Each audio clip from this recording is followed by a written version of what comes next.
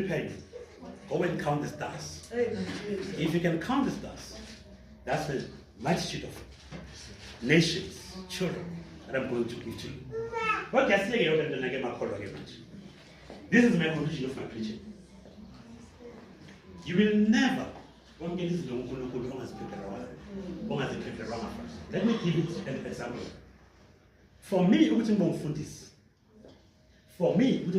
know what they do? I visited successful pastors to see how do they function, to see baphumelela kanjani kubizo lwabo.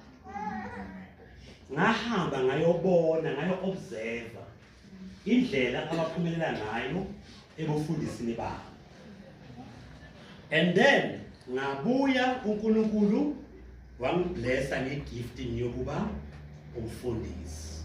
And ngibe umfundisi owinayo nangokusiphatha. I knew God has called me to be umfundisi. Asinhlanhla ukuthi ngumfundisi. God spoke to me about umfundisi. Ngahamba ngayofunda ubufundisi. Ngayobona ubufundisi benziwa kanjani. Wathi uNkulunkulu kimi lento oyibonayo uzokupha yona seyiphinda phindile. Amen.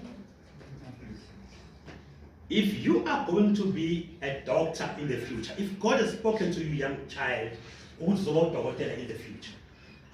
Anango udokotela ngoba ulele wavuka waba udokotela. You'll be a wrong dokotela. For God to give you udokotela, uthi uNkulunkulu namhlanje kuwe, phuma uyovakashela ama-surgery. Phuma uyovakashela ubone abodokotela. Ngizweni bantwana bami? Ngizweni bantwana bami? Angakho udokotela ngoba uhlala eklasini ungafunda udokotela kuphela. But for you to be udokotela mntomusha, you need to go and visit the surgery. Ukhulume nodokotela. Dokotela, can I come here in your surgery for the next coming 3 weeks or 4 weeks and see uphumelela kanjani kudokoteleni?